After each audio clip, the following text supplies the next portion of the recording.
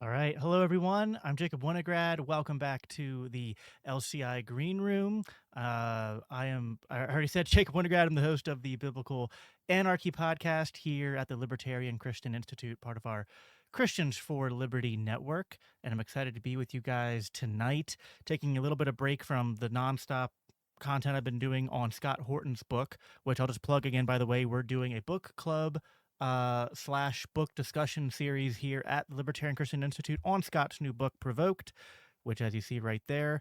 So if you haven't seen those, go check it out. We've already done a couple sections, talked about the end of the Cold War, talked about up through the Clinton administration and shock therapy into the Bush administration and the rise of Putin. So diving into history, seeing the sort of like beginnings of modern day conflicts, as well as learning lessons about economics, which will come into when I relates to the guest I'm going to be talking to here in a little bit. Before I bring him up, I also just wanted to remind you guys, first of all, like this video, those of you who are watching live. That way more people can see it. Subscribe if you haven't already.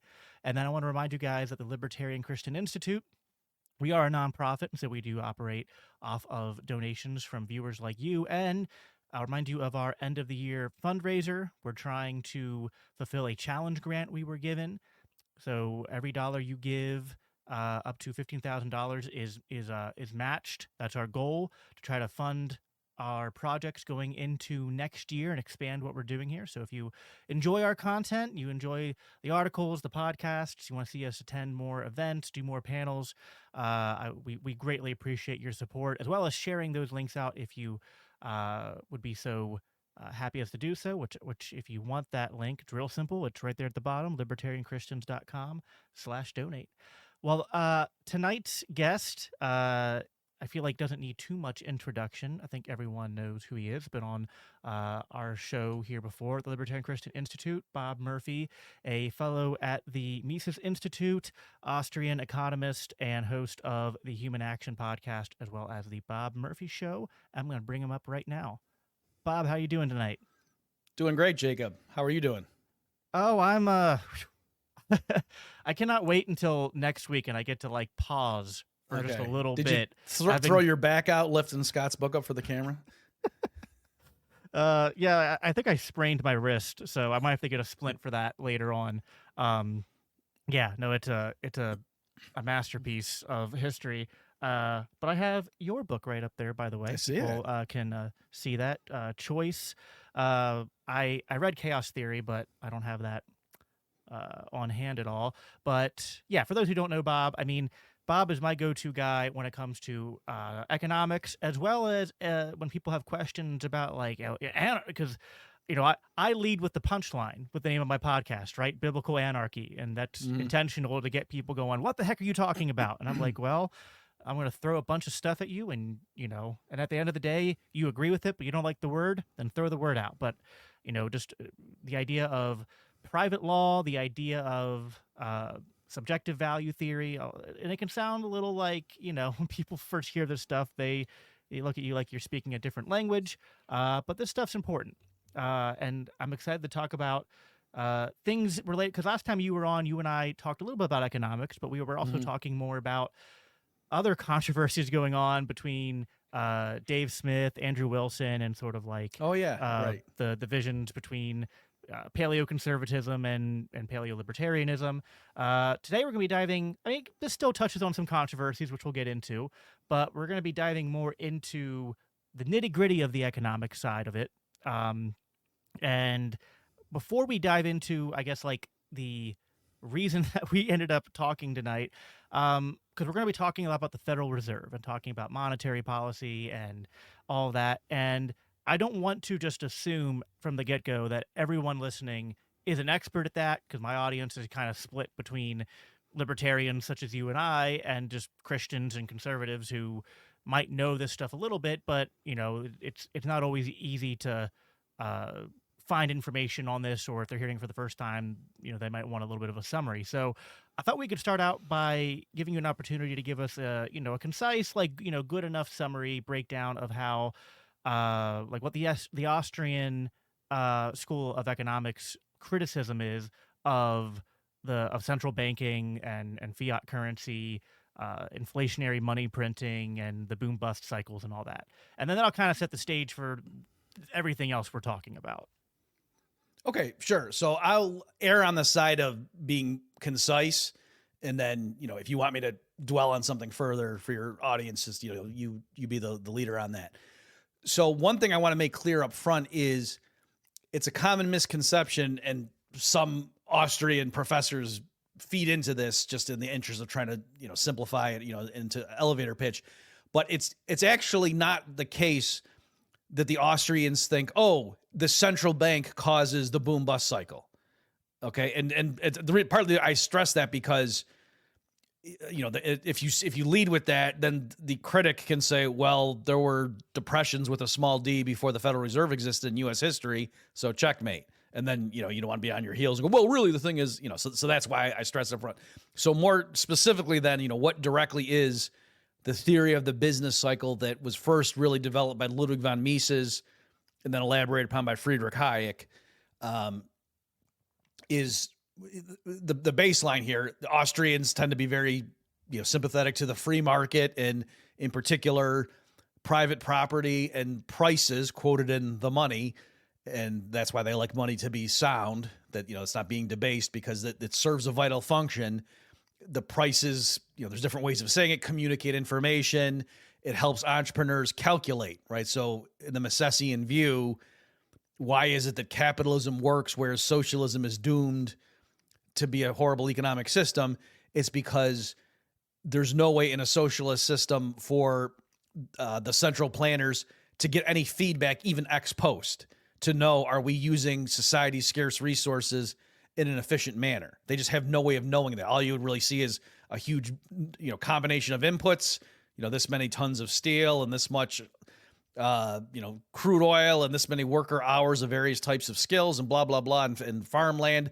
And we have this many cars shooting out and they make bushels of wheat and so on. And then to say, should we tweak the plan? It would be really hard beyond obvious things like, there has to be enough food so everyone doesn't starve to death, but beyond certain things like that, it's not clear how do you even know how to tweak the plan, right? So Mises, in a market economy, it's the prices, in particular the profit and loss system, that gives that feedback. Loosely speaking, if a business enterprise is profitable, what does that mean? The money the consumers spend on their goods and services that they make as output has a higher market price or value than the inputs they used up making the stuff. So that business enterprise is using the resources that it's siphoning out of the system effectively, at least as far as the consumers are concerned. All right. So given all that now, what role do interest rates play in all this, framework? And the Austrians think, well, those in particular help coordinate activity over time. That there's a sense in which, the interest rate, there's different ways of thinking, but like the 5-year interest rate is kind of showing what's a present dollar's value versus a dollar not available until 5 years from now. And so then that helps businesses do long-term planning and decide, should we suck resources away from more current potential uses and sink them into a long-term investment project that might, we think, have a large amount of fruits, metaphorically down the road, but we have to wait longer for those things, to come online, to, shoot out of the pipeline. And so the interest rate, or the nexus of interest rates and the different, the yield curve and everything, that's what gives the feedback on that. Okay. So now finally, to answer your question, Jacob, the Austrian view says if the banking system, which if there is a central bank, the central bank, can be driving the process, but even if there's not a central bank, like this can still happen just with the regular banks if they're acting in concert. If it floods the credit markets with credit that's not really backed up by genuine saving, by the consumers, the households, then interest rates get pushed down to artificially low levels. And now interest rates are not actually serving their purpose. They're like the wrong prices. It's making it look like there's more savings available than society really did, save. Okay. And so to me, Mises said that that's what is, the boom phase of the business cycle, where there's this apparent prosperity, but it's an illusion because it's not based on genuine saving. But for a few years, there's enough savings in the system, and the production process is so long term in an advanced economy that for a while things seem great, and it's only gradually that the chickens start coming home to roost. Okay, and then in a typical cycle, because of various red flags going off and alarms, the banking system backs off of that. They let interest rates rise, and then that's when the crash happens.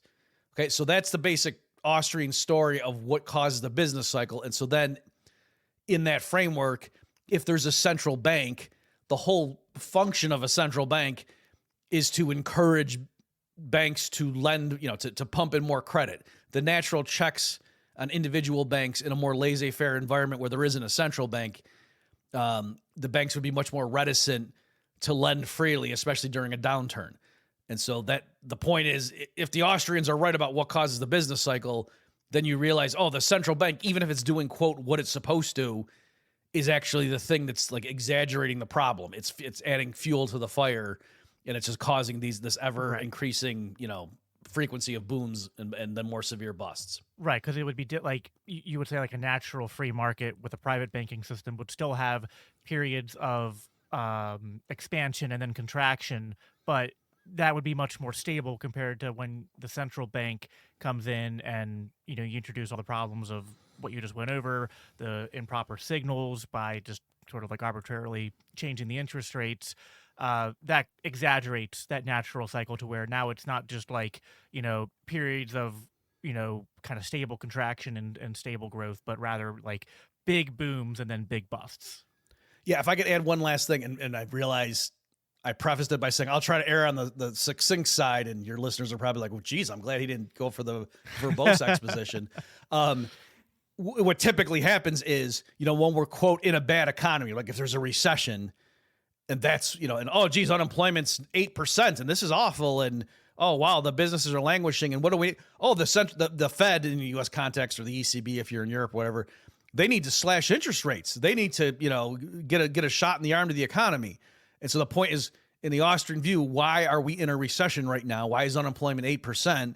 It's because, we're suffering the fallout from a prior unsustainable boom. And so the worst thing to do right now is to then flood the market again with cheap credit and push interest rates to artificially low levels. All you're doing is just fueling the next cycle. And then, 8 years from now, we're going to be scratching our heads saying, geez, how come unemployment's 9%? What the heck? I guess that's free market capitalism for you. So in the Austrian view, it's the bust that's actually the recovery and like the returning, to sanity, even though it's painful. And, people use metaphors like a drinking binge or something, and that, the hangover is terrible, but that's actually when your body's repairing. The worst thing to do, like if you're suffering withdrawal from heroin, is to say, oh, this poor guy, let's give him some more heroines, to ease his pain, to get him through this. Like, no, the only way you're going to get off this cycle is if you just go cold turkey, right? So there's those kinds of analogies. Right, of course. And then I think another thing we should try to explain and you can only explain this as briefly as is possible. It's not going to be like a 2-sentence answer, but because I know a lot of people are confused on this, where people will see the jokes about the money printers going burr and tying that to the Federal Reserve, and it's actually a little bit more complicated than that. But one of the reasons we also criticize the Federal Reserve is their contribution to the process of creating more money and thus causing inflation in society, as well as the endless supply of money being connected to a lot of the other things that libertarians criticize, like endless spending and war and stuff like that. So again, just so that everyone kind of understands like why like what the fundamental critiques are and kind of why this is important before we get to Yeah. sort of then some of the pushback that people are giving. Okay, sure. So, that a minute ago, I just kind of quickly went through and said, oh, and so it's like the banks pumping in artificial, credit that's not backed up by saving, but more concretely, like what does that mean? So yes, the banking system in the act of granting loans is creating dollars in the US context, right? That very, like if people are familiar, like M1, M2, things like that, like checking account balances, if you add up everybody, what do they think they have on deposit at Citibank and Bank of America and blah, blah, blah. The banks can actually expand that just by granting more loans. Okay. And so, but part of that, like what helps regulate that, or, what guides them in that is the underlying supply of like what's legal tender base money. All right. So Bank of America cannot create legal tender US dollars, whereas the Federal Reserve can, right? So the Federal Reserve, if it buys $1 billion worth of treasury bonds from a dealer and then credits that person's account such that, it writes them a check electronically for $1 billion, there's a new $1 billion of what's called base money. That's legal tender money. That's as real as if they just literally ran the printing press and printed up $100 bills to buy the thing. Okay. And then those reserves are like the basis upon which the commercial banks can then pyramid things on top of that. All right. So when, why is it that stuff is so much more expensive now than in 1950? Well, loosely speaking, it's because there's a lot more dollars in circulation. And so what is it that creates the dollars? It's the banking system in conjunction with the Federal Reserve that ultimately, it controls how many US dollars there are in existence, broadly defined. Wait, I thought prices rose because of corporate greed. Yes, and greed just it goes up and down depending on right. How many dollars exist. Exactly. Good. I think that's a good. So because of all the arguments that you've given here, and like again, we kind of gave the so we're 17 minutes in, so we gave like the 15-minute like Reader's Digest of this. These are why you commonly hear libertarians, especially like Austrian style libertarians, be very critical of the Federal Reserve. Ron Paul, of course, like those who know him know that one of his rallying cries of his supporters was "End the Fed," which like it's funny. Like so, when I first heard of Ron Paul, a little anecdote: I was in high school. I was on my speech and debate team. And I was, of course, just fed a bunch of Keynesian crap in the classes I took. And so, like, whenever I talked about Ron Paul, I'd be like, this guy's crazy. He wants to end the Federal Reserve. He wants to abolish the income tax. And so it's funny when I'm, like, thinking back about those times. I was like, oh, yeah. No, those are, I was right. I steel manned what he was for. I just, I've come full circle in my interpretation of that. But of course, like, so end the Fed, that's a quick, easy line. Some people also will say like audit the Fed. But how practical would it be? So we see the problems here of the Federal Reserve. How practical would it be to abolish the Federal Reserve? Whether that was a phase out, like over a year, or whether that was like just I don't know, like some, magical Rothbard button where the Federal Reserve ceases to exist and privatization takes over. Is that actually like a useful rallying cry or suggested like approach to like how do we get ourselves out of this like current inflationary cycle with all these booms and busts? It's funny, like I was talking to you before we got on that like I'm noticing corollaries between what I'm reading in Provoked, Scott Horton's book, and this, because like the modern the Democratic economists of Bill Clinton's administration, of course, were like, it's the blind leading the blind. They're trying to help, former USSR privatize their economy, but they have no idea what they're doing because, their system's not privatized. And so they don't know how to do these proper transitions from a centrally planned economy to a private one. And they're kind of a corollary there to like, to some extent with central banking, there's an element of central planning there. And how would we go about transitioning that? Yeah, let me just make two quick points before we dive into the mechanics of like how would you get rid of this if it makes sense. So one thing is, I just want to stress the critique of the Fed, especially for people who, they're not so much interested in economics, but they're more interested in like nefarious things the government does. And this could even be people like on the left that, oh yeah, I'm really against all the wars that, the capitalists inflict upon the third world or whatever. And so a big point in Ron Paul's, rhetorical broadside against the Fed is that the Fed enables U.S. foreign policy. If you took away the Fed, and the reason, everything I said earlier, that's all true, but that would have been consistent with just if the Fed created all this new money and just kind of like mailed it to everybody every month, that would still cause the boom bust cycle and all that stuff, but it wouldn't be as, but that's not how that new money enters the system, right? So it's kind of a double whammy that we get the boom bust cycle, the money gets diluted, there's rampant price inflation, stuff keeps getting more expensive over time. And on top of that, the way the money comes in is the Fed basically buys the debt issued by the federal government. So it allows the federal government to borrow on much cheaper terms than it otherwise would be able to, so they can go spend, trillions of dollars more than they would be able to if they were constrained to just borrowing, getting real tax revenue and then borrowing from, people Right. who were not backstopped by the Fed. All right. So there's all that. Yes. So now as far as, okay, so how do you get rid of this? One thing I really liked in Ron Paul's book, And the Fed, is he explained early on when he was, when it comes to, okay, how would you actually do this? Right. That, okay, yeah, you've sold us the Fed, the base is the dollar. And his point was, people think getting rid of the Fed means the US dollar would disappear at the same time. And he was stressing that, no, that's not the case. The dollar existed before the Fed. The Fed was created in late 1913 is when it, actually was created in terms of the legal statutes and whatnot. And obviously the dollar existed before then. And then even the predecessors of the Fed, it was called the first and the second bank of the United States, which were central banks, much less powerful than the Fed would end up being. And Andrew Jackson famously killed the second one.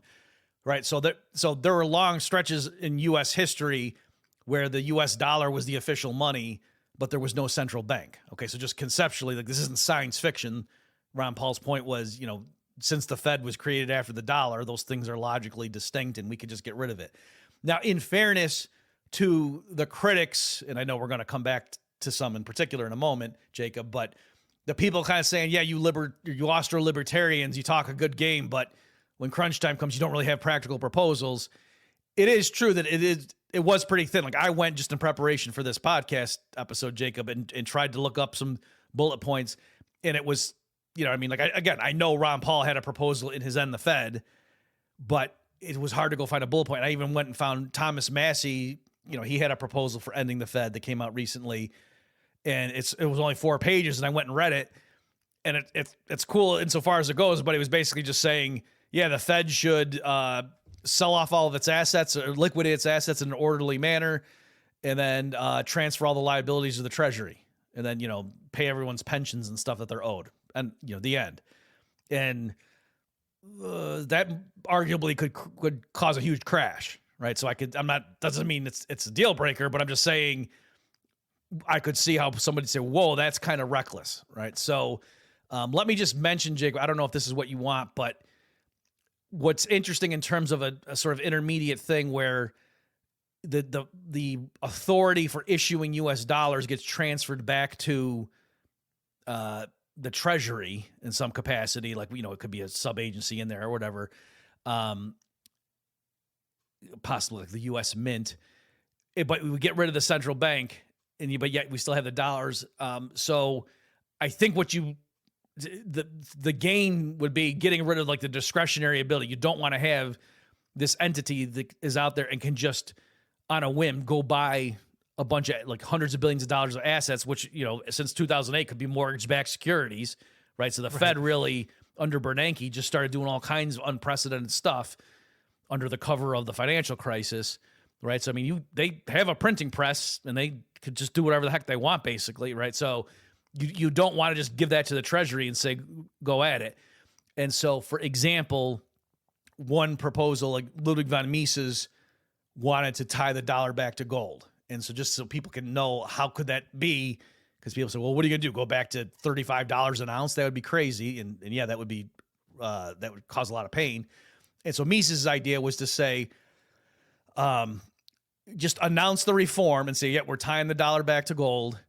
and then, set it at some future, like say 3 months from now or whatever, and then just let the market price adjust, the global price of gold in US dollars adjust to this new reality as people in the market see, oh, they're serious, they're really going to do this. And the authorities would probably start stockpiling gold, to get ready for this transition. And then going forward, once, the date kicks in, his point was it's just any new issuance of US dollars have to be backed up 100% on the margin at that ratio. So whatever you lock let's say it ends up being $3,000 an ounce. He's just saying, so what happens is then for any legal tender new US dollars to be issued, people have to come, anybody can do it, can go to the proper, US authorities and hand over an ounce of gold, and then they go put that in a vault and then issue 3,000, new US legal tender dollars to that person. It can be electronic or whatever.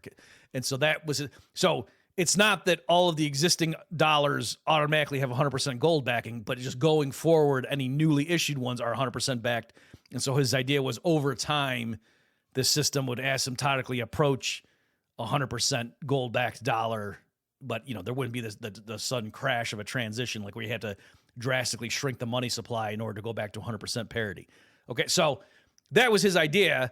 So that's a very practical, thing that relies on market forces, right? It's not central planners just trying to pick the gold price out of the air. They're letting the market set it and whatever. So to me, that if you wanted to keep the current dollar system, but then give it a more solid foundation, that's what you would do.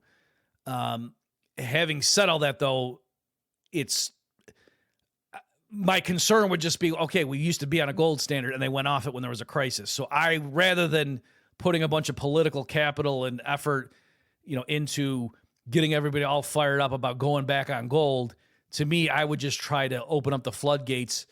Like if I'm, giving the Trump administration advice, I would just say, get rid of capital gains taxes on any kind of monetary instrument, get rid of any sort of legal tender requirements and things like that, right? Just open it up so that people in the jurisdiction of the United States have the ability to embrace different types of money, so we're not so dependent on the US dollar. Like, to me, that's the best thing you could do, because in the long run, I don't want Americans using this money that's issued by the federal government. Right. Well, actually, that's a perfect segue to kind of what we're one of the major things we wanted to talk about now that we've kind of set the stage here a little bit. I forget the exact timeline. I think this was like a month ago, maybe 2 months ago, sometime in the last 2 months. I saw a post where basically there were some, without getting into too many details, criticism launched at libertarians and, Mises, Austrian style, believers in ending the Fed. And one of the first time I had heard this, I'd also heard this on someone else's podcast who, his name is Matt Erickson. He's like kind of one of the people who used to call themselves like a post-libertarian. And, and I'd seen it before, so I was curious to look more into it. And both who Matt recommended, it is the same person who Pete was sharing. Pete Quinones was sharing a podcast episode where he talked to this guy, Tom. What's his last name? Luongo. Yeah, Luongo. Who I actually just I saw you've had him on your show too as well. Tom seems like a nice enough guy, knowledgeable of basic Austrian theory and stuff like that. But on Pete's show, when he talked to you and elsewhere, I've seen him and I've seen others who are, let's say like they're fellow travelers of sort of like at least Austrian economics and sort of the Austrian economic worldview when it comes to that. Not all these people are libertarians anymore, but they at least understand like the problems of the theory that we all kind of just that you did a good job of kind of summarizing here at the beginning. They're like, yeah, that's good on paper, but we don't actually want to end the Fed right now. And actually, like the argument is, if I'm going to like summarize it in my own words, is the argument that is being offered that's a criticism towards the more like traditional like end the Fed, audit the Fed, like get away from central banking and things like that, is that, well, we need the Federal Reserve right now, and that actually even people like Jerome Powell and whatnot, as much as we might not trust them, and that they're still operating on Keynesian principles, that what they're doing is actually something we should support, which is trying to get us, like, and us being the United States of America, to be less dependent and less tied, less at the whim of European interests and European, like specifically like European banking industry interests. And there's a whole list of different examples that they go through. Which it's a fair kind of like basic summary of like one of the other than also, like, I guess sometimes they mix in there like, well, we don't want to end the Federal Reserve today because, like, that would just be chaos or whatnot. But it's kind of like it'd be chaos, and the globalists, the European interests and whatnot, they would just take over and they would have undue influence on us. So it's kind of like we need our own central banking that's more localized to our country to resist this more, ominous central banking that's kind of connected to things like the World Economic Forum and European banking interests. Is that good enough kind of summary? You have anything you want to add to that? Sure. Everything you said I think is very fair and is a correct statement of what their views were. So yes, just so for the listeners, Jacob had sent me the podcast episode. I think it was late November. It ran of Pete Quinones having Tom Luongo on his show. And so we said, I don't want to be coy and subtweet them. Like, let's say what we're responding to here, or what I'm responding to. So Tom made a bunch of points, but for our purposes here, Jacob, I think the most interesting one was to say, look, in general, like you say, and the Fed's a great idea. I get it. And if we could do it, sure. But hey, there really isn't a bullet point of practical, proposals to do that, because you Austrian libertarians are used to just kind of sitting in the corner and, making fart noises and stuff about how everyone else is an idiot and you've been so irrelevant politically that you can get away with doing that. But now, like, hey, this is crunch time.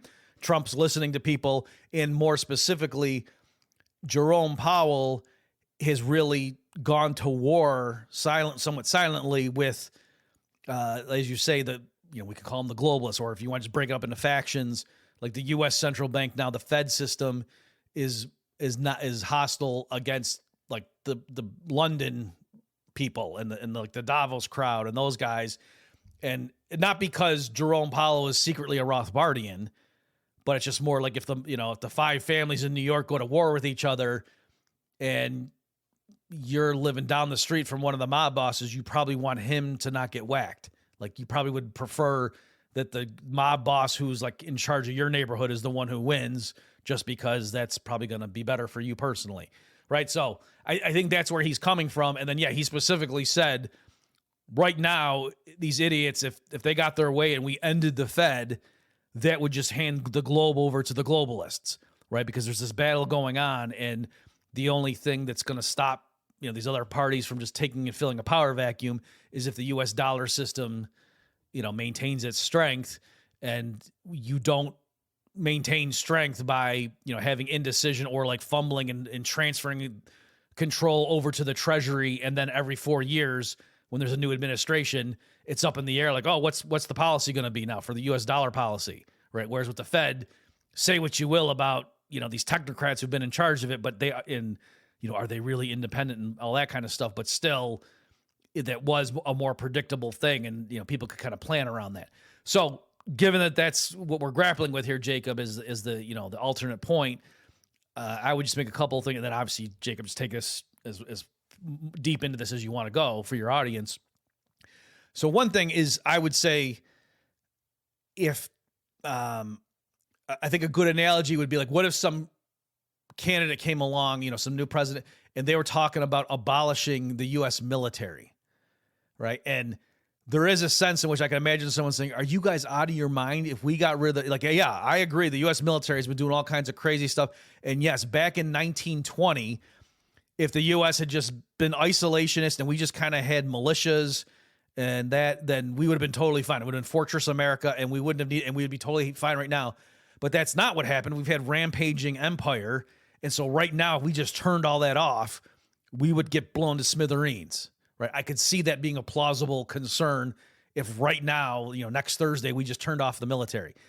But having said all that, like if I had the power to do it, would I do? I still think that would probably be in the long run the best thing to do, right? Because I think what's even crazier, which is more ridiculous, is to say, oh no, we're going to have this great plan to thread the needle, and we're just going to gradually draw down the military. You know what I mean? That's not going to happen. And so I think if it plausibly were the case that in the next 4 years with this Trump administration, with Elon and this and meme coins and all kinds of crazy stuff going on, like it's just a nutty environment right now. Many things are politically possible that, this may be the only window. And so if they actually could end the Fed, I would take that. Because I don't think it's good. Oh no, let's just do a gradual wind down and we'll do it over a 20-year period. It's not going away then. And so that's what I point. And then also too, it depends what you mean, right? I don't care what the globalists do if the U.S. authorities aren't punishing people for building, blockchain solutions. I mean, my day job at Infinio, I'm the chief economist at Infinio. We're doing all kinds of stuff using various blockchains and putting real world assets, and there's other, stable coins and this and that. And I'm saying a huge thing with all of that is the U.S. has, under the Biden administration, was so anti-crypto and anti-blockchain that people didn't want to develop stuff here. And the SEC regulates the heck out of things. So I'm just saying, if you even just had a 4-year window where you just knew, oh yeah, I'm not going to go to jail, or the IRS isn't going to kill me if I develop something here, there would be a lot of stuff built and giving new tools to Americans for them to have all kinds of diversification possibilities, and to say, oh no, what are the BRICS countries going to do? Or what are the Davos? It's like, I don't care what they're going to do. Like, we've now built something that's very robust, give Americans financial freedom, not just, oh, for a while, the Fed right now is actually being pretty good. All right. So I guess that's what I was. And so the analog would be, just last thing I'll say here, Jacob, I know I've been going on off for a bit, is that, again, going back to the analogy of like if they got rid of the military, the worst thing would be if the U.S. still kept the military, right? So we still got taxed, $1 trillion a year to fund this whole thing, including the intelligence agencies and all this apparatus. But then they just sat back and didn't defend Americans from getting invaded. But also, if there were private paramilitary groups that sprung up to try to defend people with the, like bazookas and stuff, if the police and the U.S. Army went in and shut all them down and said, no, you can't do that, we're the Army, but then sat there and did nothing, while Mexican raiders came in and stuff, or, you know what I mean? Or the Chinese sent drones over to start blowing stuff up, and the U.S. the Air Force was just grounded and didn't do anything. But also, if anybody in the private sector tried to defend against that stuff, the U.S. authorities would shut them down. And so you can't do that. That would be the absolute worst outcome. So I'm saying, I agree if what they mean by end the Fed really in practice is just there's a lot of rhetoric and there's a lot of indecision, and the Fed still exists, the dollar system still exists. It's illegal for you to try to, do a gold-backed currency or something out of North Dakota. You'll get in trouble for various, violations and tax laws and blah, blah, blah. And they just sit back and do nothing while, Klaus Schwab takes over. Yeah, that would be the worst possible outcome. But that's not what I would mean if I was going to say, no, if we actually had a shot to swing for the fences, yeah, I would end the Fed this presidential administration if we could. That's not what I would mean by that. Yeah, no, that's interesting. I mean, I think, so I don't like this term, but like kind of what you're describing as like, well, this could be a worst case scenario is what some people call like an anarcho-tyranny, where it's like the government's kind of like, well, we have a monopoly on this and we've decided we're doing nothing, but also you're doing nothing, which is just like, well, then, yeah, like that is the worst case scenario with anything, whether that's defense, whether that's the border with immigration, and certainly you could, as you described, like that could happen with a sort of end the Fed sort of scenario where it's like, like, well, we're not gonna, do anything with our monopoly over the currency and interest rates, but we're not going to let private actors do anything or create alternate currencies, trade in alternate currencies, invest in other assets outside of, things like the American markets. So yeah, that would be bad. I guess, so to what their point is then, is part of your criticism or pushback, because I guess you would agree that maybe there is a potential threat there, but is a good way to put it in my own words, is maybe the heart of your pushback that, well, while that is a concern, we're not going to be able to like centrally plan our own resistance to these other central planners and have that work out well as also like compared to what, right? Like compared to if we were to end the Fed and to do it in a way that's not the worst possible case scenario, where there is some implementation of private banks taking over, alternative currencies being allowed to be traded with, invested in, etc., uh, as well as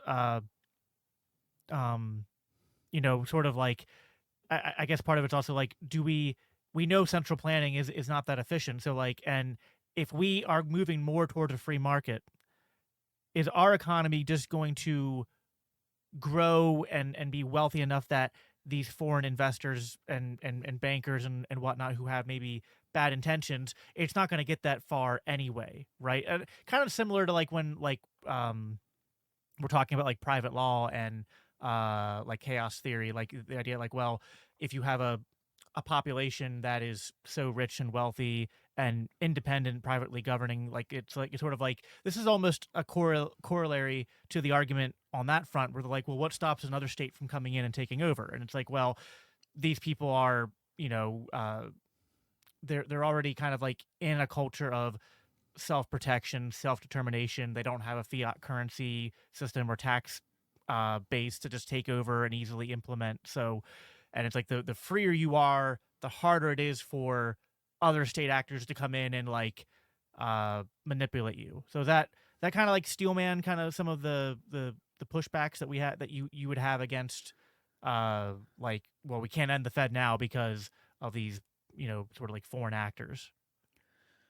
Yeah, I think so. So yeah, just to expound my perspective a bit more, it's funny because one of the running disputes I have with guys like George Gammon and Brent Johnson, the dollar milkshake guy, is they're talking about how there's this entrenched euro dollar system, and you guys don't understand.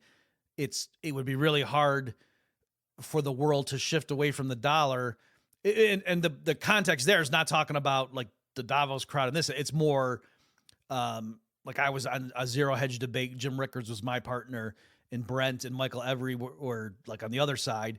And we were talking about how the dollar wasn't going to be the global reserve currency by 2040. That's what we were arguing over. And we were,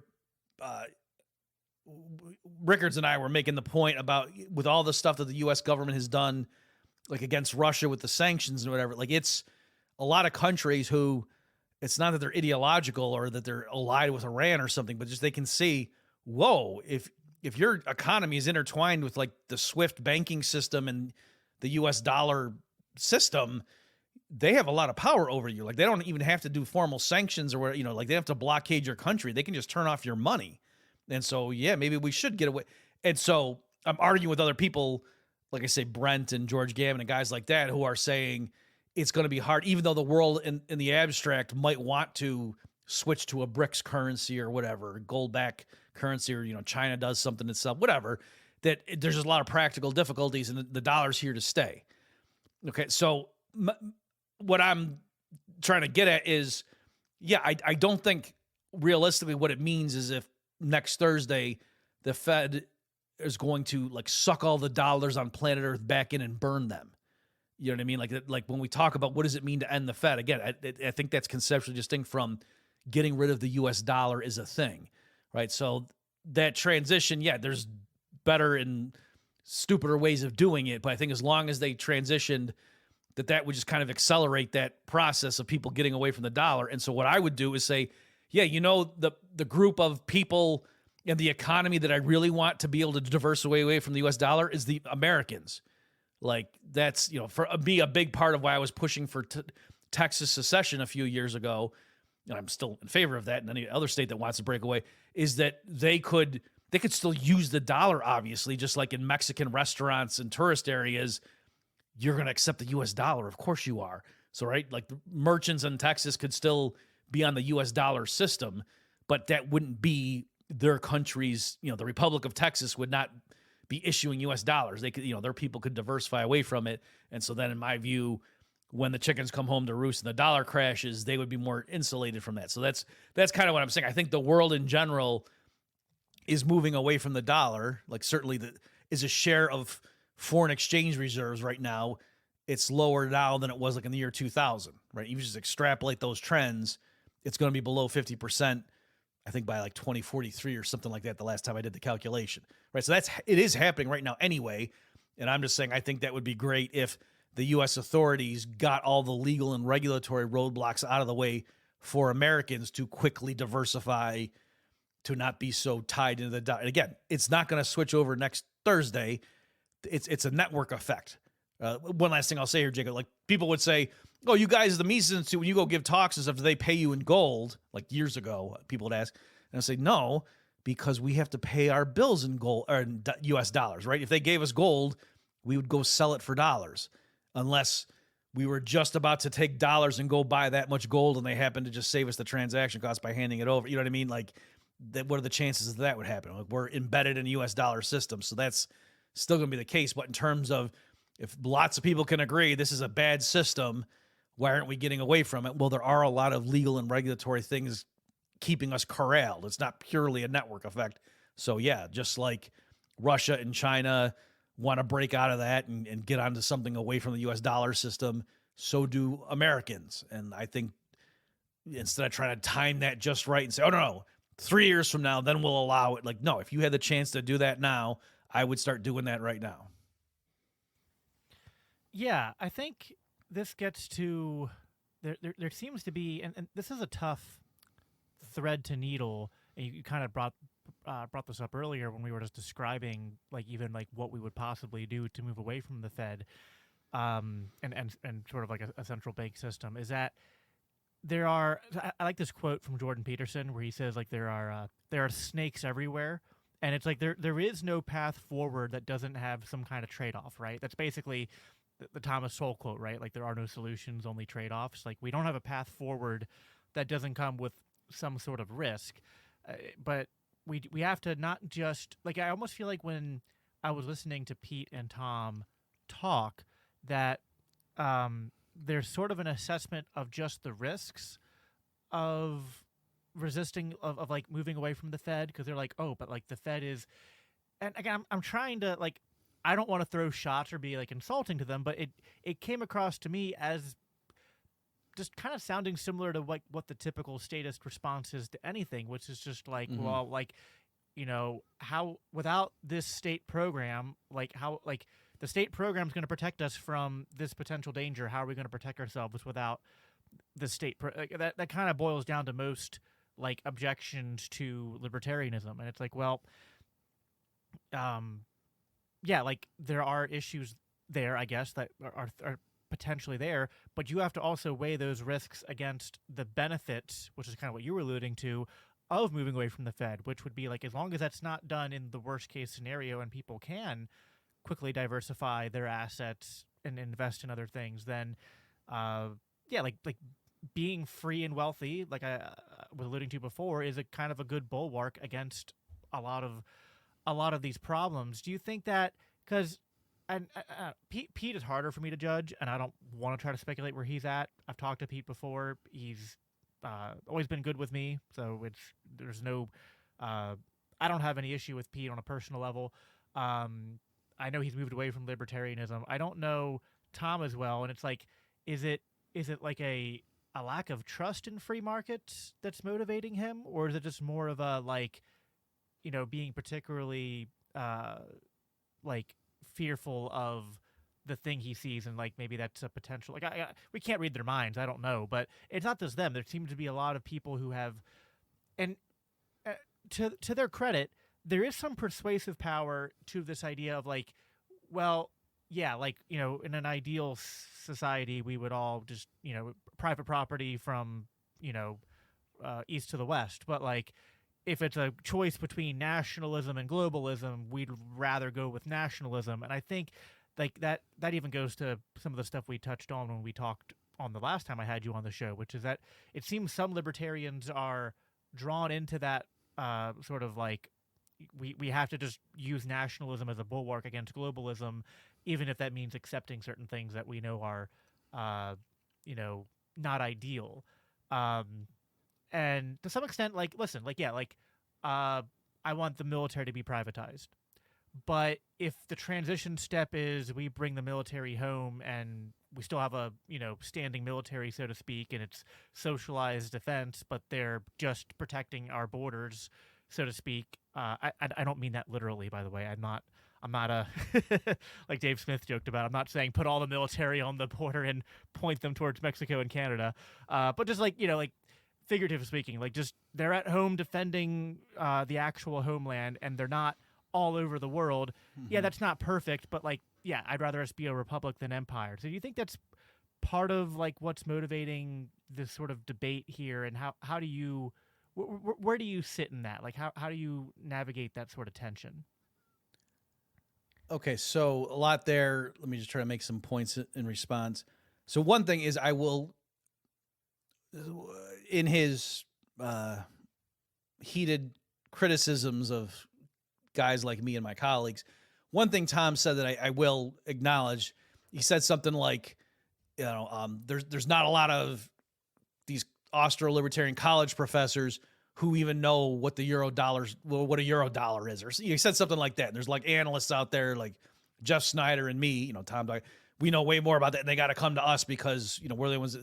So that is true, right?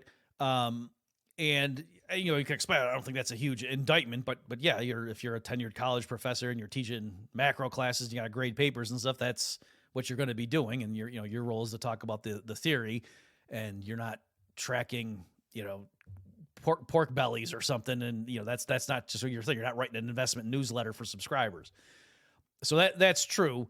But having said that, though, again, I think, put it this way, I think U.S. dollar hegemony is eroding over time, and the stuff that has been happening with Russia and the Middle East or whatever, that there might be a temporary thing where the neocons look like they're on top or whatever, but I think that's really just going to further. Everyone around the world knows 10 years from now, we do not want to be dependent on Washington, D.C., keeping our access to the international banking system open. Like, we do not want them to have that power to just flip a switch and then our country is out of the global economy, which is what they showed they could do to Russia, right? So I think the U.S. dollar system is shrinking, and what I'm trying to emphasize is just, again, and I'm getting this because of the last 2 years of me working in this, like the financial sector, but talking, the interaction between like insurance companies, banking and blockchain applications, and just that whole, those types of firms and whatever. And it's like, just think of it right now, people go and they start companies where there's a really favorable tax and regulatory treatment like this. Oh yeah, we're headquartered, in this nation over here. Why? Because, that's all everyone knows. That's where you go to set up your headquarters, and you do that. Can you imagine if the U.S. were the global mecca and everyone just knew, oh yeah, if you go and develop in the U.S., you're going to be totally safe. Kind of like how now, Snowden or somebody, they'll go to Russia, like for protection. So can you imagine if for a 4-year stretch, every entrepreneur that wanted to set up something that would be a rival, not just to the U.S. dollar, but to whatever the BRICS countries are going to do in terms of money, knew, oh yeah, you just go and incorporate in the U.S. and you launch it out of there, and you have the full protection. Somebody who wanted to shut you down from China or whatever, they would have to fight the U.S. to get at you. Like, can you imagine how strong that would be? So that's kind of what I'm trying to get people to realize, that when we say, oh yeah, these idiots, if we were to end the Fed, then, Davos wins. Not if what end the Fed means is the U.S. is unleashed. Again, your anarcho-tyranny is perfect, Jacob, that if what we mean is, that whole system, the taxation, everything is all there. U.S. nobody wants to go start a business in the U.S. because, oh, what's the SEC going to do to me? And they sit back and do nothing and let the BRICS countries and Davos and whatever take over.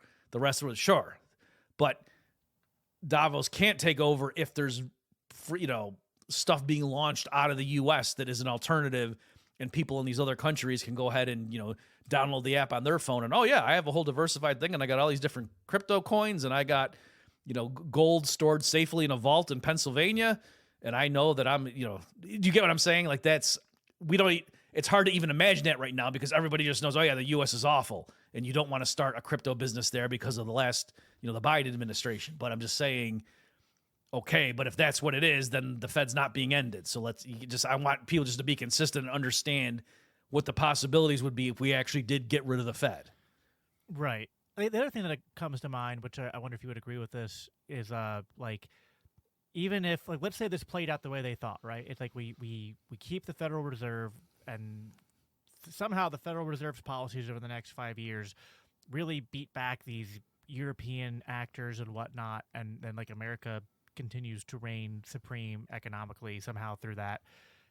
But then like we still have, as you mentioned, the American hegemony across the world, which ties into the military, industrial complex, and all the military inventions we're going that are going on over there. And as we know from the last 20 years of history, is that the expansion of tyranny across the world from the American empire eventually gets weaponized through things like the Patriot Act and surveillance and whatnot towards the American people. And so it's like, could this just be like, all right, like you're going to ward off this potential problem now, and then just like, okay, and then like it's still going to be a globalist regime ruling you. It's just instead of a European globalist regime, it'll be the American like globalist regime that's still mucking about in all these. So it's almost like I almost feel like it's one of those things where like they're like I think you're right.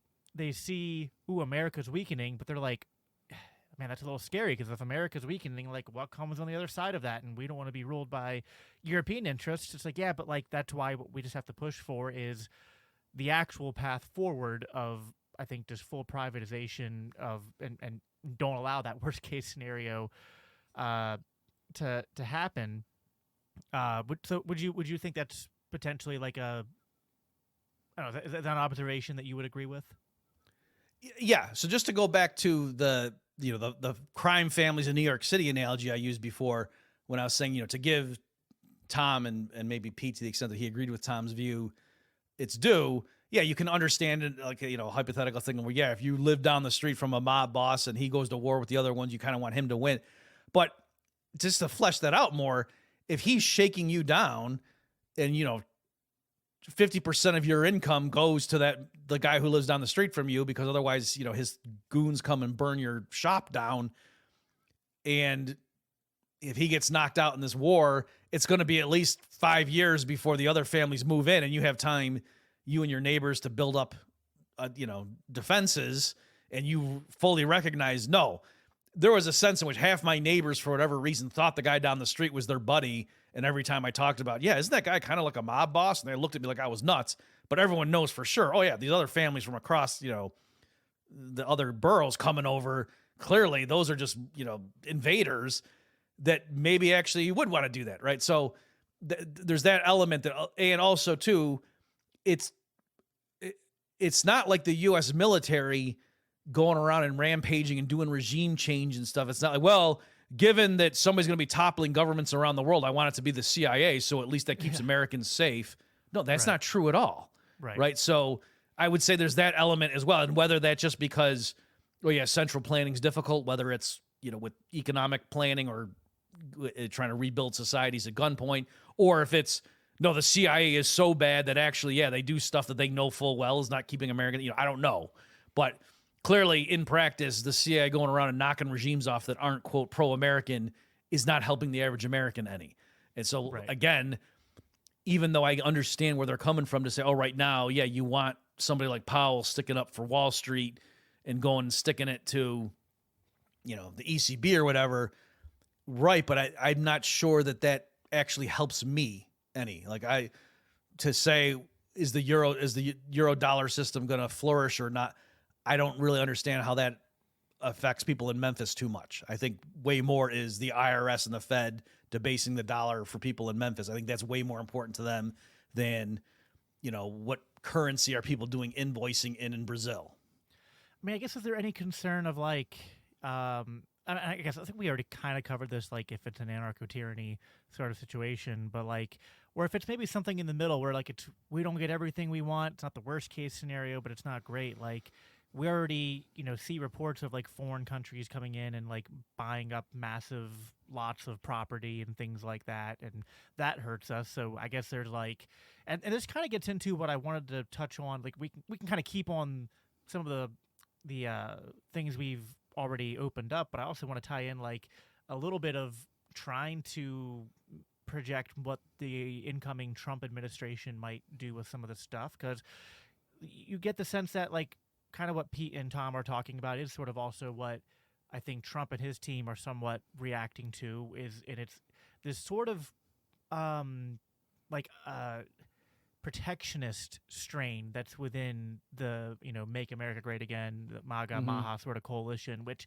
again, like there's a lot of things about the sort of Trump, MAGA, Maha, RFK, Vivek, Elon, Doge, all that. Like there's a lot of stuff there that's like, hey, I like that. That's cool. Like, like I kind of, the way you put it, like there's unique opportunities here that we haven't had in a long time.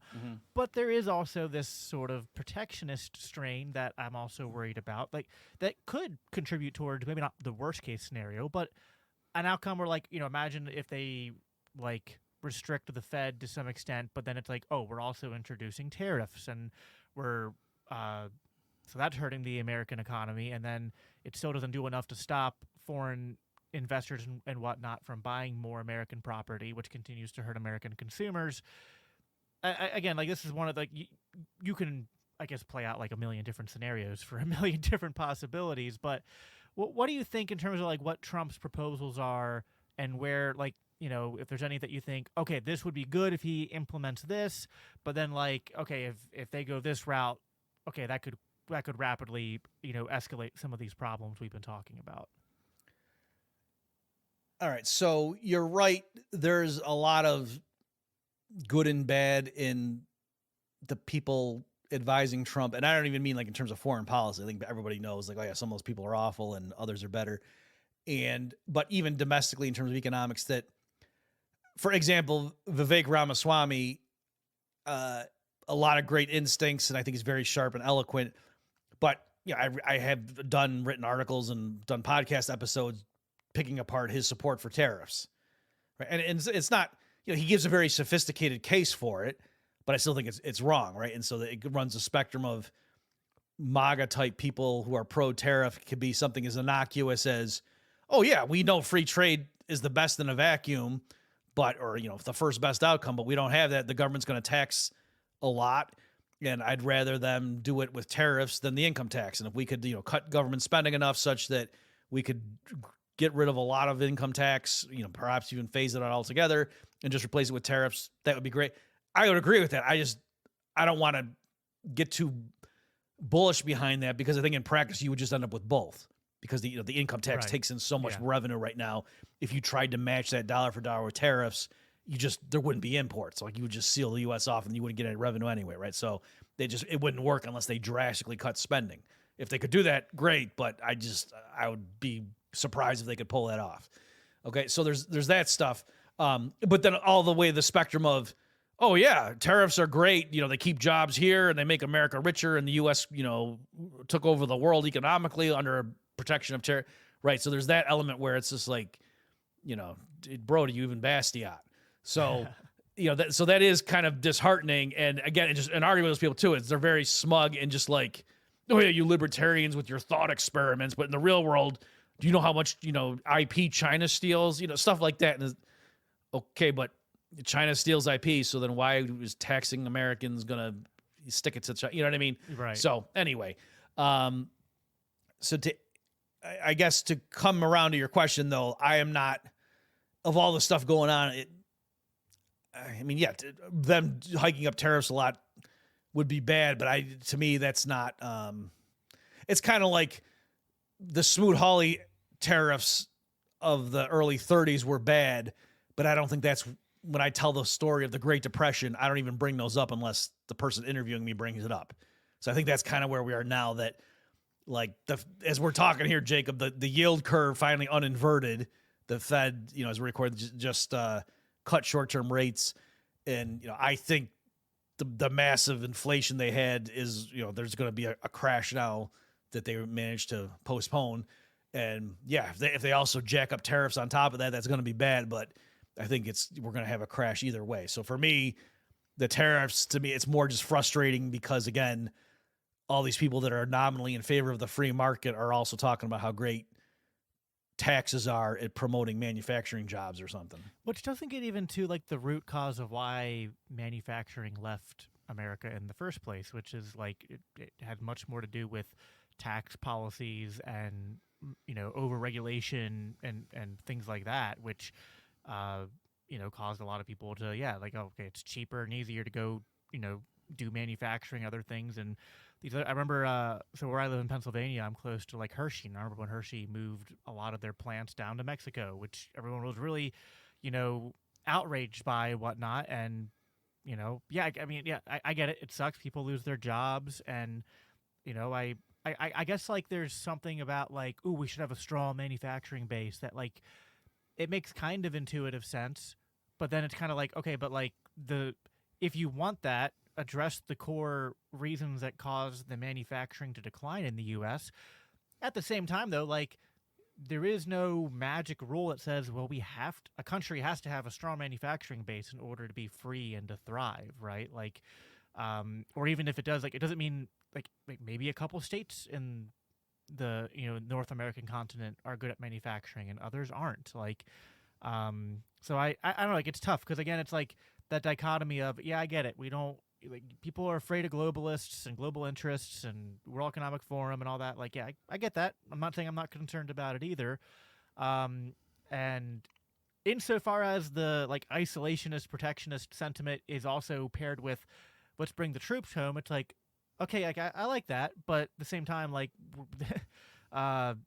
we need to, I guess, keep having conversations like this with and hope that people listen.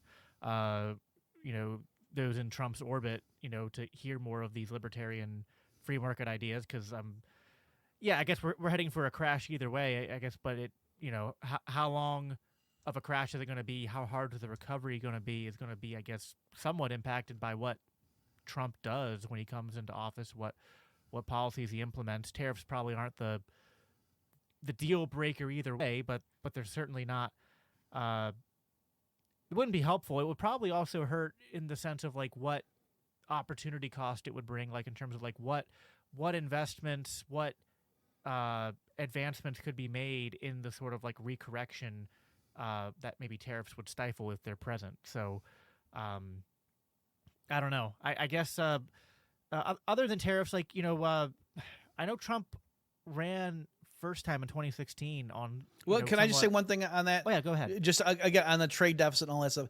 With all this stuff, there is the difficulty. It's sort of like with the the shooting of the United Healthcare CEO, and then the debate over the U.S. healthcare system. On the one hand, I don't want to just concede that, oh yeah, the U.S. system's awful. To the leftists, like, no, there's a lot of. It's the best the money can buy, right? Like if you're a wealthy couple in Europe and your kid, you have a newborn who really needs something, you probably want to come over and have them treated in the US, like the best pediatric hospitals on planet Earth and stuff like that. Certain types of cancer treatments or whatever, your survival rate's going to be higher in the US. But yet, yeah, the system is awful. So you don't want to say, oh yeah, capitalism for the win.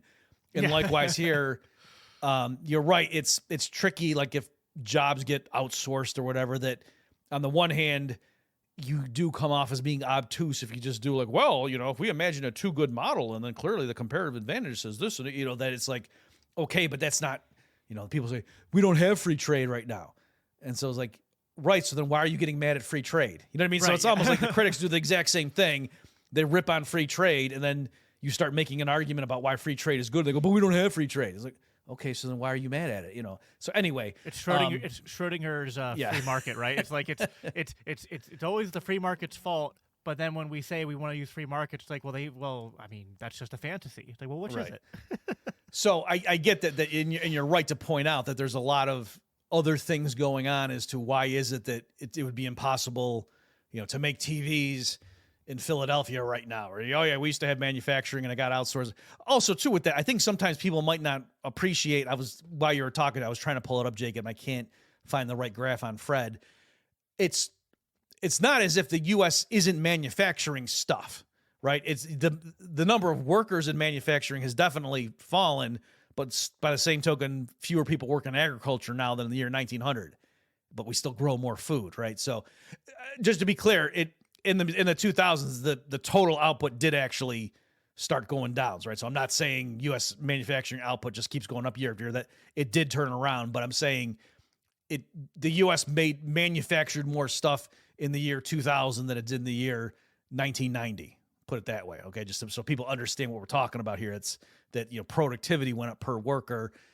But anyway, the one thing that would certainly promote U.S. exports and bring down the trade deficit without the need for tariffs is if the U.S. government just cuts spending, right? That when the U.S. government runs a budget deficit and has to borrow money, what does that do? That pushes up interest rates. That makes U.S. debt more attractive to foreigners, so they buy more treasuries, and so they use their currencies to buy dollars, and so that strengthens the dollar and makes it harder for us to export. So even if you did nothing else, if Trump just comes in and with Doge and whatever, if they just cut federal spending by $500 billion, that would actually weaken the dollar. That might surprise some people, but that would be the effect because interest rates would be lower, U.S. interest rates, and that would make it easier for U.S. exporters to sell abroad because now their stuff would be cheaper to foreigners. So again, a lot of these things that's going on, that it's not just environmental regulations or OSHA and stuff like that. That's all true. Even just the huge U.S. government deficit makes the dollar artificially stronger and makes it harder for us to export.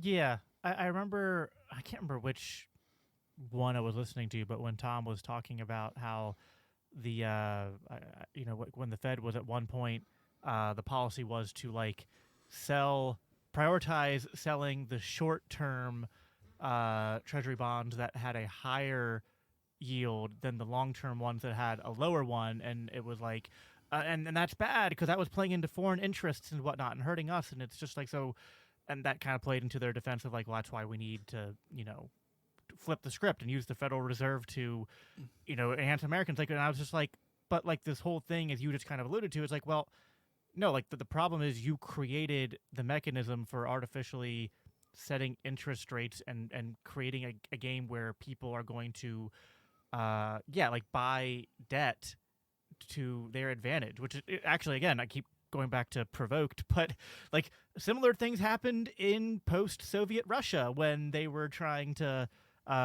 implement economic changes there, and there was so much people buying government debt at stuff at wild, crazy interest rates and whatnot, and it's but again, the problem there was they tried to replace one form of central planning with another flawed form of central planning, and it's we're at some point it feels if you squint at it and only look at one side, certain variables, you can try to convince yourself it's better.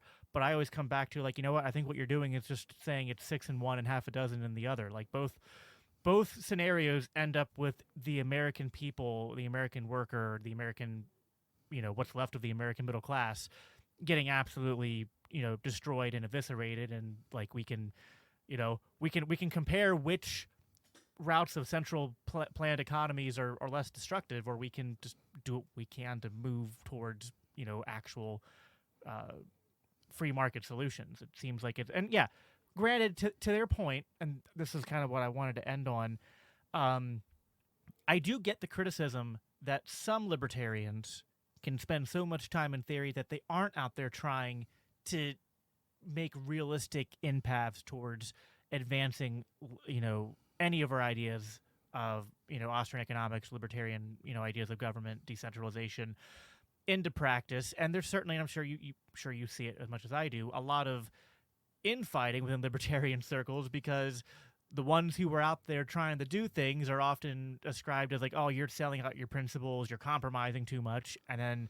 they'll shoot back and be well, what are you doing? And and so what do you make of that sort of dichotomy, and how do we balance trying to find the pragmatic solutions that aren't diluting our principles down to the point to where we're not effectively doing anything? Because it's sort of I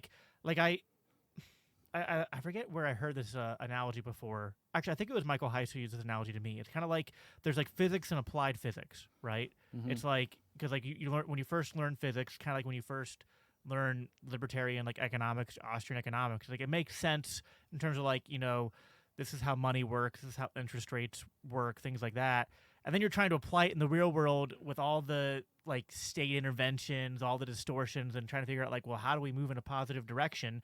That's like applied physics. Like it's a lot harder, but we do need to try to do something, right? So like, what do what is your sense of how we as like libertarians can kind of move forward and try to reconcile that tension? Yeah, so this thing, it reminds me, I'm not going to get the wording right, and George Carlin said it funnier, but it's something like, you say, you ever notice when you're driving that someone going 5 miles per hour slower than you is like this annoying grandma, and anyone going 5 miles faster than you is this crazy lunatic, right? And so his point was, that no, it's just you think what you're doing is right, and everybody else who's differ is wrong for the corresponding reason. And so likewise, yeah, it's a lot of the people who before the takeover were like, oh yeah, I'm very pure, and anybody doing anything in the LP is this sellout, and just, oh, you just want to hobnob with people in your cocktail parties in DC. And then once they took over, it was like, and anybody criticizing them, like, well, gee, that seems kind of an unprincipled thing you're doing, and you're allying with Republicans, and you're doing that, and you're having this guy come and it's like, yeah, at least we're doing something. You're just sitting on your ass, you know what I mean? So it's again, I'm not saying it's a literal contradiction, and the things were different. I get it. I'm not saying it's exact mirror image, but it just did seem funny to me that a lot of the people that I know would have been the ones like, shooting spitballs from the corner when they were on the sidelines, and then when they got in there and they realized like, oh wow, we actually might influence things. Like it's different, right? And if I were a U.S. senator and my vote actually was one of 100 that would do something, like I would take things a lot more seriously than, recently. Like I didn't vote for Trump, and people got mad at me. You would appreciate. I wrote in Jesus of Nazareth, Jacob, right? So you can appreciate it. But my easy way out of that was say, I live in Massachusetts. My vote wasn't going to do anything anyway, right? And so if I'm going to go around and people ask me and I want to tell a story, I want to talk about Jesus more than I want to talk about Donald Trump, right? So, but if I thought my vote was actually going to be the difference between Kamala and Trump, I wouldn't have been so glib about it, right? I still would have been a Christian, just to be clear, right? So you get the point that, yeah, it's tricky with this stuff. So I guess the big principles are, I think Rothbard agreed with this and wrote this out, you should always favor something that is an improvement in liberty, right? So if right now the tax rate is 40% and they lower it to 37%, you should applaud that. You shouldn't say, I oppose that because it should be zero, taxation is theft, right? You should still say the goal is to make it zero, not just say, okay, the war is won, we got it down to 37%, that's fine. No, you should make the principled arguments and remind people that, yes, this is unfair, just like if you lived under slavery, you got to be an abolitionist. But that doesn't mean if they stop, if they only whip the slaves half as much, that you should say, no, that still sucks. No, you should applaud that and say, yeah, good. You should free them. But yeah, that's a good job. I'm glad now that you put in new people who don't whip them as much. Right. So I think that there's that element that, yeah, you don't want to be such a purist that movements in the right direction, you just criticize because you're saying, oh, that's just half measures. Now, the tricky thing, though, is in practice, usually there aren't just unambiguous improvements in liberty. Usually things are a hodgepodge and it's some good and some bad. And then you got to say, well, are you going to be a purist and say, no, if this policy, like for example, Jacob, I was tasked with, for a California-based think tank, to come up with a proposal to take the California state income tax and make it a flat tax, right? Because they had like 5 different graduated levels, just at the state level. And the top rate was ludicrous when you combine it with the federal. But my mandate was you got to keep it revenue neutral because otherwise it's not going to be politically feasible. Well, the only way to do that would be to raise taxes on some people. There was no way I could mathematically do that I'm going to make them all, take what's 5 brackets now, make it one rate with one standard deduction, and then nobody's tax goes up. That's impossible, right? So, I wrote the thing, but again, even there, partly I slept at night because I knew they're not actually going to implement this, right? That I'm going to start a conversation and maybe down the road, you know what I mean? So it gets really tricky when you want to do something. And, that's why for me personally, I would not go into office. If Donald Trump or, Vivek or somebody wants to call me and wants my advice, I will give them advice on stuff. But no, I would not want to be actually in office, partly because I don't think there's any way I can do that that's consistent with my morals. But given there are people doing that, I certainly want them to do it more humanely or more intelligently than viciously and stupidly. Yeah. And that's why I'm not afraid to say something, even though I know it could be, that, oh, you shouldn't have. It's like, people get mad at Milton Friedman for advising Pinochet. And, I'm not saying there couldn't be a wrong way to, there could be some people that, you don't want to go and advise Stalin and say, well, I got Stalin to, run the gulag 10% more efficiently. So I think I did a good job. No, there's some people you say, no, I'm not dealing with you. I'm not saying with Friedman, with Pinochet, I don't know enough about what had Pinochet done to that point, whatever. Milton to render, but I'm saying the principle that, there are things that are deal breakers, but in general, just to give advice to imperfect people who are running an imperfect system, at some point it's like, well, yeah, if all the people who know what's going on keep their mouths shut, then it's going to be worse. And I don't think that's actually the right thing to do. There's a really bad joke about Milton advising Pinochet on how more efficient ways to build helicopters in there, but I'll save that for the internet to make. But, well, that's a good segue to, I guess, my last question, which is like, because this is not only, you kind of hinted at it, this isn't just a tough quandary for libertarians, right? Like Christians, I think, struggle with this as well in terms of like, how do Christians engage in politics without compromising our principles? And on one hand, you have like maybe like a radical, what people would call like Anabaptist, sort of like retreatist mentality, which is just like, well, Christ's kingdom is not of this world, and we are called to be separate from the world. And so like, yeah, spread the gospel, build the kingdom of God in terms of like growing the visible church and invisible church. But, other than that, like, that's all a distraction, just live for, spiritualize everything in some extent. And like, I'm a non-millennialist, so people accuse me of doing that sometimes as well.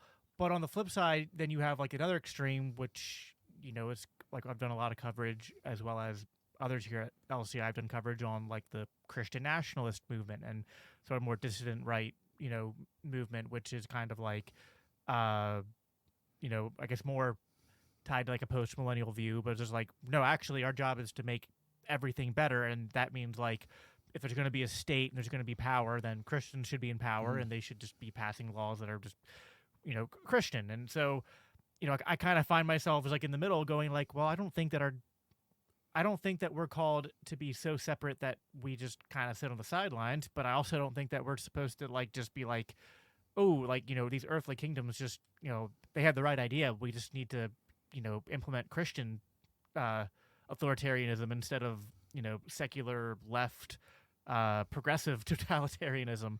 And like the Bible has, so I actually just recently did a podcast episode on this where I kind of made the point, like, there are passages in the Bible that say, seek the common good and welfare of the nation you live in. And you see the, like, in the book of Daniel, in the book of Nehemiah, you see the Israelites, different figures, cooperating with earthly powers to promote some kind of good.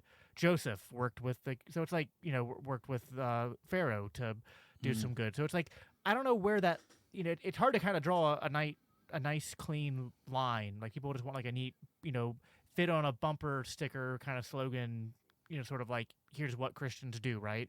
But I don't know, I kind of feel like it's complicated, and I feel like you were kind of talking on that. So like, what are your thoughts on this, the Christian side of this, of like, how do we, engage in politics, make commentary on politics, try to like, influence those who were in that to do better, but without compromising our, because obviously, our allegiance should be in Christ alone.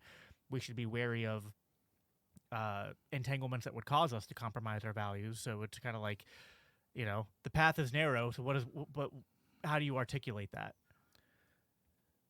So great question. I can give some thoughts. I don't think we're going to have a formulaic answer. I think, I'm not trying to say this to be wishy-washy, but I think everybody's got to just decide for him or herself, as a Christian, this is what I think I am called to do. I will say, whatever somebody's job is or whatever they think they're supposed to do, I would rather they be like, have an epiphany and come to accept Jesus. So even if there's CIA people plotting to overthrow regimes, if somebody was an atheist and then he finds Jesus, I would feel good about that. Even if he stays in his job, I would feel much better thinking, I think that would at least, provide some kind of braking mechanism on him that he would at least, wouldn't be maybe trafficking children to pedophiles or something, and say, no, that's where we draw the line. Let's keep it limited to narcotics. So anyway, I think that, and the Joseph example is great. Like, I use that a lot in different contexts, so especially about, God using evil things to turn to good. But you're right. I had never even considered that clearly there, God's plan was that, oh yeah, Joseph, you're going to advise Pharaoh. And it's not that, I'm sure there were a lot of things Pharaoh did that God, that Pharaoh did that God was not cool with, but, still it prevented the famine and whatnot. So you're right. I think there's a role for that. Because also, too, there's a sense in which it's kind of silly to say, oh, no, as a Christian, I would never advise the U.S. government, because you can see that, the bicameral legislature, that's actually not consistent with, no matter what happens in the fallen world, it's not going to be New Jerusalem. You know what I mean? So there's almost a sense in which, okay, well then why do you even eat? Like, probably any food you get at your store, coercion was involved somewhere, so you should just die. That's the only way you cannot, you know what I mean? So right. I think there is a sense that, but again, too, that doesn't mean, oh, so therefore anything goes, and people right. looking at you would have no idea you are a Christian, that you just look like everybody. So I get, I'm not giving a hard and fast rule here as to, oh, this is how you should go live. I mean, it's, oh, there are rules, like, go read the Gospels, and, and that's where you should come up with an idea of how should I conduct myself. I mean, just again, look at Jesus, right? He certainly did not take up an earthly position and fall into that, but he also definitely let the people in charge know how he felt about the way they were running things. Right. So I think for sure we can say, yeah, we're on solid ground, speaking up. And he also didn't tell all the soldiers stop being soldiers or whatever, you know what I mean? So it's, even though I personally am sympathetic to Christian pacifism, a lot of people like to show, well, Jesus didn't tell the soldiers to do it. And I agree with that, right? Because I think there is a sense in which everything we do is, it's not going to be, we're in a fallen world, and it's, you know what I mean? So anyway, yeah. I hope I'm helping hit the ball back over the net here, but I don't have any bright line rules for you. No, I think that's, I share a lot of your, the insights you gave there are kind of what my mind goes to as well, because it reminds me of when Paul's describing grace in Romans and stuff, and it's just mm-hmm. Now does grace exist that sin may abound? By no means. And it's this tension, mm-hmm. Well, we don't obey God out of a sense of legalism because we need grace, and it's only by grace we are saved and can be made righteous, but that grace doesn't give us a license to just do whatever we want. And it's kind of the same tension there that you're describing exists with sort of our role in the world. It's it's not, we shouldn't be isolationists to the world, but we also can't mix with the world where we become of the world, right? So it's that in the world, not of it. God hasn't called us out of it yet. We are to play a role in it. And yeah, I mean, it can sound wishy-washy to say you have to find your own, you have to find your lane, right? But I guess that's kind of what you have to do. It's a division of labor. Everyone's going to have different vocations, and God puts you in the spot he puts you in for a reason. So if he puts you in an area where your primary job is to engage culture and to engage in community activity, then do that. If he puts you in a role where it's I have the ear of powerful politicians, then use that to the best of your ability to faithfully serve God and advise people to do what you think God would want them to do, and to implement mm-hmm. policies that you think would be better for people. And it's going to be, I feel like what Lee, I think you hit the nail on the head when you kind of said there's another parallel between libertarianism and Christianity, and this tensions that they have is that you could almost say that any action in the world to some extent doesn't adhere with the non-aggression principle, right? Because of just how much the state intervenes in so many different things. Mm-hmm. And that's the same with sort of the mixture of sin in these earthly kingdoms in the world. And it's you I don't know, you need some kind of framework that allows you to not call what is evil good, but to at least differentiate, rank order certain things in a certain way that doesn't like if your model causes paralysis where you can't act, that's not a good model. Would be my sense if that makes sense.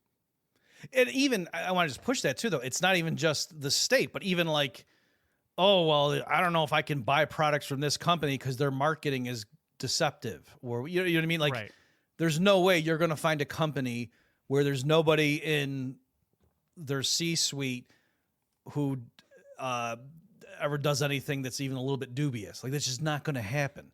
And so, like, I remember there years ago, I had these like people that were very committed to anti-slavery, and they were like chastising and telling me like, well, you need to go look at what banks you use. And they were giving me a list of, and it wasn't like the teller at my local branch was being whipped. It was like, oh, this bank funds this thing, and they're doing this over in some African thing where there's kids being used to get, rare earths and blah, blah. You know what I mean? Like, it was a 9 steps to Kevin Bacon kind of thing.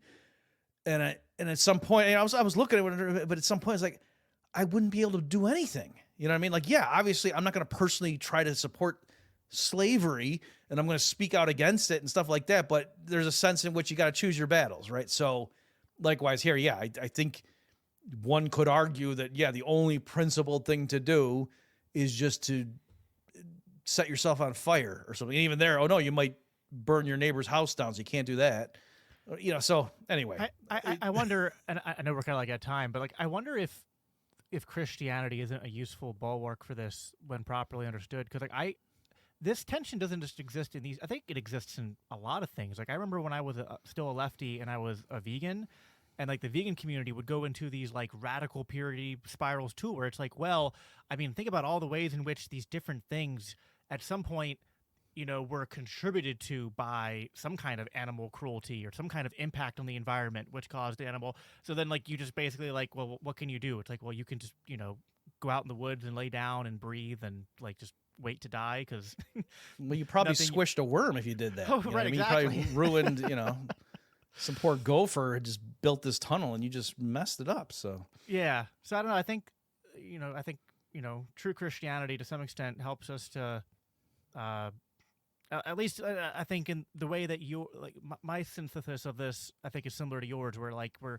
trying to reconcile these things, and I think that keeping the gospel of Jesus Christ at the center, understanding that like we're gonna like when you realize you live in a fallen world and that we do have an eternal hope that is our North Star, but that like, hey, that doesn't mean we sit back and do nothing. Like we share that hope with people now, and we should do what we can to try to be a light into the world right now, make things better, because that is part of sharing the gospel with people.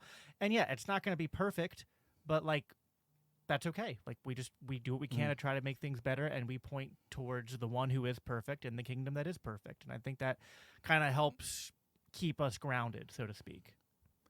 Yeah, I got a way to bring it to the gospel. Not that you didn't bring it to the gospel. Yeah, let me run this by you. I think it's something like, or one way of looking at it is, you're right. If you're really hung up on a works-based salvation, like, oh, I really got to make sure that I'm a good person, and I better have my, actions better be at least, above this threshold so that I'm a good person. You're going to be just walking around in constant anxiety and fear and uncertainty, and oh no, did I do? Oh geez, but there was this thing I didn't even know about that. Oh, is that my fault? Oh, but I could have known about that if I had done more research before I bought that product. I would have realized that they're using child labor, and I did. Oh geez, and did I? And you're just going to be paralyzed, and you're going to end up being a worse person if you're walking around like that. Whereas if you say no, I deserve hell. Yeah, I am a bad person, both consciously and subconsciously, but my salvation comes from my faith in Jesus because He was perfect. Then all of a sudden that kind of takes that away from you. And then you, in practice, if you genuinely believe that, will be a better person, even according to your own value system, than under the other way. So it's this interesting thing where, it's kind of like the flaw with utilitarianism or something, that if you get the point, right? That if that's what you're trying to do, if you're setting out to be utilitarian, I think you would not promote as much utility among people as if you believed in natural rights or something. So anyway. Yeah. Or to say what we had just said in Paul's words, in 2 Corinthians 3:17. I had to look up. I knew the line, but not the actual citation. Where the Spirit of the Lord is, there is liberty. So I think it's like the kind of we're honing it. It's like what frees us in all these different contexts is the Spirit of the Lord, and it not just gives us freedom from sin, it gives us freedom to act as ambassadors of God in this world, and to then hopefully try to implement these truths, implement these principles into life, because it all ties together, and it when we increase human flourishing, in people's lives, and we bring more liberty to them, it's circular, right? Like I think God's kingdom, God's model points to the importance of liberty, and liberty it points to the importance of God at the center of all of it. So I really like that. Bob, I'll give you, because I could keep going for 2 hours talking to you. I love talking with you, and we'll certainly hopefully do it again sometime. But any just closing thoughts you have, and then I just want, before we hop off, for you to plug where people can find you, and if you have anything exciting coming up you want to plug, take that opportunity too. Sure. So I know we sort of pushed back against the critics on this, but I do the thing of Tom that, I did have him on a podcast before. For example, Jerome Powell has been shrinking the Fed's balance sheet. There was one little blip there, but since basically April of 2022, right? So if you're an Austrian libertarian and you've been saying money printer go burr this whole time, that's not what's been going on, right? So I agree that it's not enough just to know the principles, but you really should keep up to date with things and just, be aware of what's going on. Also, I'm not just saying this from afar, but like I've been working with various groups and stuff, and it's not that I have Donald Trump's ear, but I do talk to people who are like in his, maybe not inner circle, but the one after that. And it's really, there's a lot of potential here. And so I would caution against being a complete purist and saying, no, we don't want to get our hands dirty, that they're going to do something. And I think it's good for them to hear better ideas than dumber ideas. And if we think we have the best ideas, we shouldn't be quiet about that. And finally, ultimately, our salvation is not going to come from Donald Trump or Jerome Powell. It's coming from Jesus. And, that's really the ultimate truth. And I just encourage people not to get so hung up on the day-to-day affairs that we know we've got the ultimate salvation there. Awesome. And Bob, what's the best way for people to find you? Social media, podcast? Sure. All that? On Twitter, I'm at Bob Murphy Econ. BobMurphyShow.com is my podcast. And again, my sort of day job is Infinio.ai if you want to go see the blockchain stuff we're building there. And I'm the host of the Human Action Podcast. You can get that at Mises.org. Awesome. Well, thanks, Bob, again for coming on. Thank you, everybody, for listening. Just to, first of all, definitely check out Bob's work and support him if you want, because he's been a tremendous resource for me and a lot of other of people in our movement. And so, I just want to remind you to do that. Definitely go follow him if you're not. In terms of what I got coming up, go to Biblical Anarchy on X. It's the best way to find a lot of the updates of what I got going on. Tomorrow, I have like 3 shows coming up. So if you guys want more content tomorrow, I'm going to be doing, I got the LCI Book Club tomorrow, and then I'm going to be on 2 different people's podcasts talking about different things. I'll put those links on my social media so you guys can see that. And then nothing until the new year then after that. So I'm finishing this year this week and then taking off for Christmas. So, but yeah, thanks everyone for tuning in. Make sure you hit that thumbs up, like button, and subscribe before you go. And we'll talk to you next time. Live at peace and live for Christ. Take care.